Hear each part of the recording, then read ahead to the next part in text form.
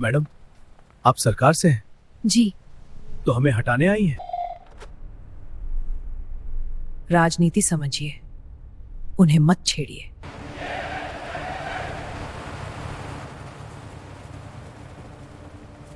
सुबह के 7:15 बजे थे।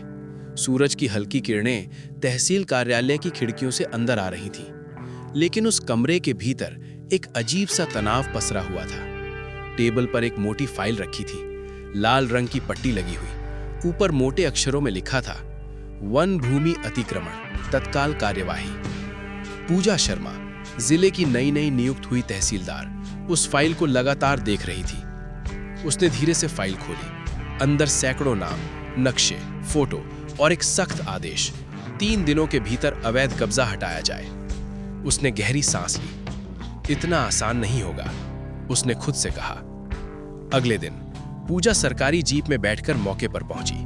जंगल, जो कागजों में संरक्षित क्षेत्र था, वो असल में एक छोटे शहर जैसा बन चुका था। पेड़ों के बीच पक्के मकान, टिन की छतें, बिजली के खंभे, यहां तक कि एक छोटा सा मंदिर और बच्चों की आवाजें। एक बच्चा दौड़ते हुए आया, मम्मी देखो गाड़ी आई है। लोग बाहर निकलने लगे। कुछ के चेहरों पर डर था, कुछ पर गुस्सा। पूजा जीप से उतरी। उसने चारों तरफ देखा। ये जंगल है या बस्ती? उसके साथ आए पटवारी ने धीरे से कहा। पूजा ने कोई जवाब नहीं दिया। एक बुजुर्ग आदमी आगे आया। मैडम, आप सरकार से हैं? जी। तो हमें हटाने आई हैं? पूजा ने उसकी आंखों में देखा, लेकिन जवाब नहीं दिया। उसी शाम तहसील कार्यालय में फोन बजा। हेलो, तहसीलदार पूजा बोल रही हूं। दूसरी तरफ से भारी आवाज, मैं विधायक मिश्रा बोल रहा हूं। जी सर। वो जंगल वाला मामला थोड़ा संभाल के चलिए। सर, आदेश स्पष्ट है। आदेश से ज्यादा राजनीति समझिए। वो लोग गरीब हैं, वोटर हैं, उन्हें मत छेड़िए। फोन कट गया। पूजा कुछ सेकंड तक फोन को देखती रही, फिर धीरे से कुर्सी पर बैठ गई। अगले दिन वो फिर से फाइल देख रही थी, नामों की सूची, एक एक करके।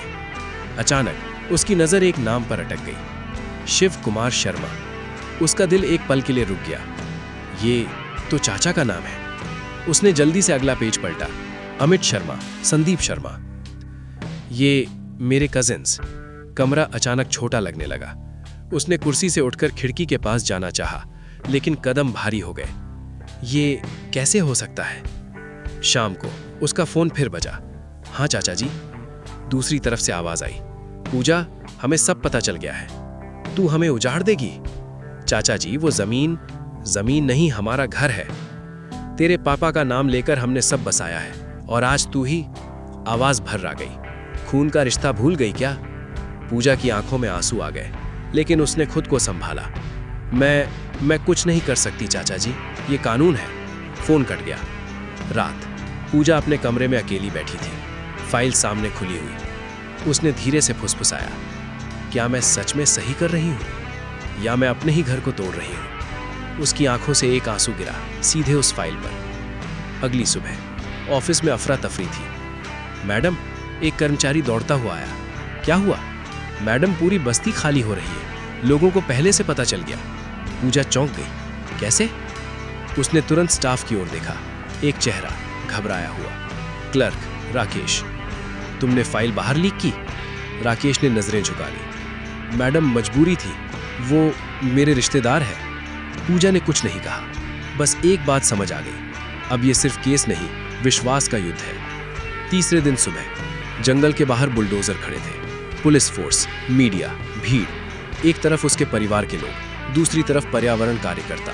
नारे लग रहे थे, यह अन्याय है, जंगल बचाओ। पूजा जीप से उतरी। उसके कदम भारी थे, लेकिन चेहरा शांत। चाचा आगे आए। अभी भी वक्त है, रुक जाओ। पूजा ने उनकी आंखों में देखा और धीरे से कहा, काश मैं रुक सकती। उसने हाथ उठाया। कार्यवाही शुरू करो। पहला बुलडोजर आगे बढ़ा। पहली दीवार टूटी। धूल का बादल उठा, और उसी के साथ पूजा के अंदर कुछ टूट गया। भीड़ बढ़ गई। कुछ लोग चिल्ला रहे थे, निर्दयी है ये। कुछ ताली बजा रहे थे, सही कर रही है। मीडिया कैमरे उसके चेहरे पर थे, आंखों में आंसू, लेकिन आवाज मजबूत। कानून रिश्तों से ऊपर है। शाम, जंगल फिर से शांत था। अवैध मकान गिर चुके थे, पेड़ फिर से दिखने लगे थे। पूजा अकेली खड़ी थी। उसने आसमान की ओर देखा। और धीरे से कहा, अगर ये जीत है तो ये बहुत भारी है। और हवा में एक सवाल तैरता रह गया, क्या उसने सही किया या उसने अपने ही घर को तोड़ दिया?